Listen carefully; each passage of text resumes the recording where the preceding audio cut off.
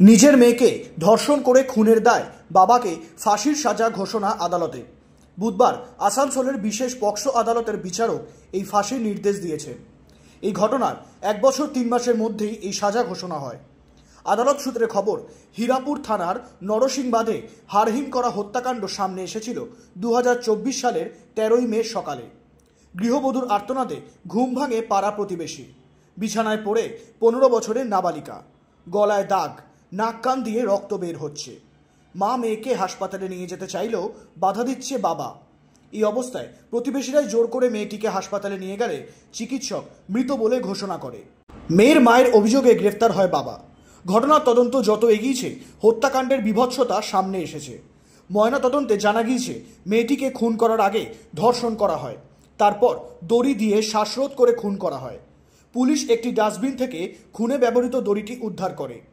16 জনের সাক্ষ্য গ্রহণ হবার পর 1 বছর 3 মাসের মধ্যেই অভিযুক্ত বাবাকে দোষী সাব্যস্ত করেন বিচারক সুপর্ণা বন্দ্যোপাধ্যায়।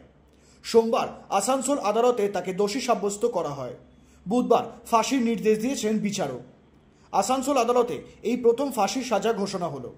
এই বিষয়ে আদালতের স্পেশাল পিপি সোমনাথ চট্টোপাধ্যায় জানান, আজকে আমাদের মহামান্য পক্সো আদালত একটি রেপ এবং মার্ডার কেসে আসামিকে মৃত্যুদণ্ড দিয়েছে। এই মামলায় ঘটনাচক্রে যিনি ভিকটিম তিনি হচ্ছেন আসামির নিজের মেয়ে, বয়স ছিল 14 বছর। 12ই মে 2024 রাত্রেবেলায় খাওয়া দাওয়ার পর ভিকটিম তার বাবা মা এবং ভাই বোনদের সঙ্গে শুতে যায়। পরের দিন 13 তারিখ সকালবেলায় উঠে ভিকটিমের মা দেখে যে ভিকটিমের মুখ অবধি চাদর দেওয়া। ওনার সন্দেহ হয়, উনি চাদরটা সরায়। চাদরটা যখন সরায় তখন দেখে যে ভিকটিমের নাক এবং কান দিয়ে রক্ত বেরোচ্ছে এবং গলায় একটা কালশিটের দাগ। এরপর ভিকটিমের মা চিৎকার চেঁচামেচি করে।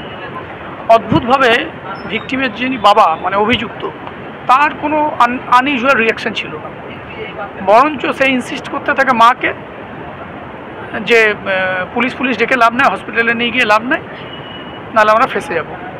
কিন্তু ভিকটিম এরপর চেঁচামেচি শুরু করে, নিজের আত্মীয়দের জানায়, যারা বাড়ির যারা মালিক তাদের জানায়, তারাও এসে চাপাচাপি করাতে অবশেষে ভিকটিমকে হসপিটালে নিয়ে যাওয়া হয়। তাতেও আসামি টোটো চালক, সে নিজের টোটোতে নিয়ে যায়নি, একটা অন্য টোটো করে নিয়ে যাওয়া হয় এবং হসপিটালে ডাক্তার ভিকটিমকে মৃত বলে ঘোষণা করে।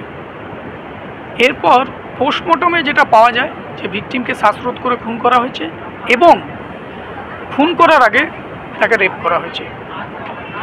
14 তারিখ ভিকটিমের যিনি মা তিনি অভিযোগ দাখিল করেন যে তার সন্দেহ যে ভিকটিমের বাবা এই কুকর্মটা করেছে। এরপর পুলিশ তদন্ত শুরু করে। তদন্ত শেষ করে পুলিশ অভিযুক্তের বিরুদ্ধে চার্জশিট দাখিল করে। এই মামলায় যিনি ইনভেস্টিগেটিং অফিসার কিছু খুবই গুরুত্বপূর্ণ তথ্য প্রমাণ কোর্টের সামনে পেশ করেছিল। যেমন এই মামলায় ভিকটিমের যে ভ্যাজাইনাল সোয়াব, সেইখানে অ্যাকিউজডের ডিএনএ পাওয়া গেছিল। যে চাদরটার উপর ভিকটিম শুয়েছিল সেই চাদরটা যখন সিজ করে সেখানেও একটা স্টেন পাওয়া গেছিলো। সেই স্টেন থেকে যে ডিএনএ পাওয়া যায় সেটাও অ্যাকিউজডের ডিএনএ বলে এফএসএল কনফার্ম করে।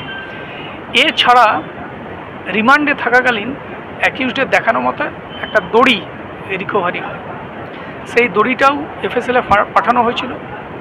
ভিকটিমের গলায় যে লিগেচার মার্ক, সেই লিগেচার মার্কের যে ফেব্রিক ইমপ্রেশন, সেই ফেব্রিক ইমপ্রেশনের সঙ্গে ওই যে দড়িটা রিকভার হয়েছিল তার ফেব্রিক ইমপ্রেশনও ম্যাচ করে এফএসএল সেই রিপোর্ট দেয়। বিচার চলাকালীন 16 জন সাক্ষীকে এক্সামিন করা হয়েছিল। এফএসএল এক্সপার্ট, ডাক্তার, আয়ো, নির্যাতিতার মা, তার কিছু ফ্যামিলি মেম্বার, আরও কিছু পারিপার্শ্বিক সাক্ষী, সমস্ত সাক্ষ্য শোনার পর পরশু মহামান্য আদালত আসামিকে, এটা আরেকটা গুরুত্বপূর্ণ জিনিস, তদন্ত চলাকালীন আসামি ম্যাজিস্ট্রেট সাহেবের সামনে কনফেশনও দিয়েছিলেন। সব কিছু শোনার পর গত পরশু মহামান্য আদালত আসামিকে সেকশন 6 পক্সো, 302 আইপিসি এবং প্রমাণ লোপাটের জন্য 200 আইপিসিতে দোষী সাব্যস্ত করে। আজকে পানিশমেন্ট পয়েন্টসে মানে সেন্টেন্স পয়েন্টে হিয়ারিংয়ের দিন ছিল। সব পক্ষকে শোনার পর মহামান্য আদালত আসামিকে সেকশন 6-এ ফাঁসির সাজা শুনিয়েছে, 302 আইপিসিতে ফাঁসির সাজা শুনিয়েছে এবং 201 আইপিসিতে 7 বছরের সশ্রম কারাদণ্ড এবং 50,000 টাকা ফাইন, অনাদায়ে আরও 1 বছরের কারাদণ্ড শুনিয়েছে। এবং এই মামলার নির্যাতিত যে মা, তাকে সরকারকে আদেশ দিয়েছে ভিকটিম কম্পেনসেশন স্কিমে তাকে 5 লক্ষ টাকা ক্ষতিপূরণ দেওয়ার জন্য। এই কেসটা হচ্ছে বানপুর মানে হীরাপুর থানার আন্ডারে নরসিংবাদে কচুবাগান বলে একটা জায়গা আছে, সেখানকার কেস। এই মামলা তদন্তকারী অফিসার ছিল সাব ইন্সপেক্টর শুভাশিস ব্যানার্জি। এইটা ধরুন 12 মে 13 মে যে ইন্টারভেনিং নাইট তখনকার ঘটনা, যেটা ডিটেক্ট হয় 13 তারিখ সকালে, 13 মে 2024 এবং 14 মে 2024 এই মামলা রেজিস্টার হয় এবং আজকে হচ্ছে 2025 আগস্ট মাসের 6 তারিখ, মানে বলতে পারেন 1 বছর 3 মাসের মধ্যেই পুরো তদন্ত এবং বিচার প্রক্রিয়া সম্পন্ন হয়েছে।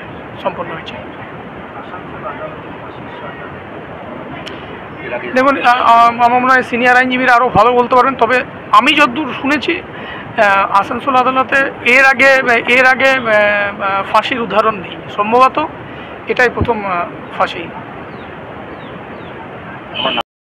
অ্যাপয়েন্ট হয়েছিল। এটা হচ্ছে এক্সক্লুসিভ পক্সো কোর্ট আসানসোল। ম্যাডামের নাম হচ্ছেন সুপর্ণা বন্দ্যোপাধ্যায়। ব্যুরো রিপোর্ট, নজরে বাংলা। এয়ার ইনফ্রাস্ট্রাকচারের উদ্যোগে অহনা অ্যাপার্টমেন্ট, বারাসাতের হৃদয়পুরে নৃপেন ঘোষ সরণিতে তৈরি হচ্ছে নতুন আবাসন প্রকল্প। থাকছে একগুচ্ছ বিশেষ সুবিধা, লিফট থেকে শুরু করে ডিপ টিউবওয়েল, এছাড়াও থাকছে সাউন্ড প্রুফ জেনারেটর এবং কার পার্কিং এর সুবিধাও। এখানে 2 এবং 3 BHK ফ্ল্যাট রয়েছে, এছাড়াও থাকছে আরও একগুচ্ছ বিশেষ সুবিধা। বিস্তারিত জানতে ফোন করুন স্ক্রিনে দেওয়া ফোন নম্বরে। সাধ্যের মধ্যে স্বাদ পূরণ।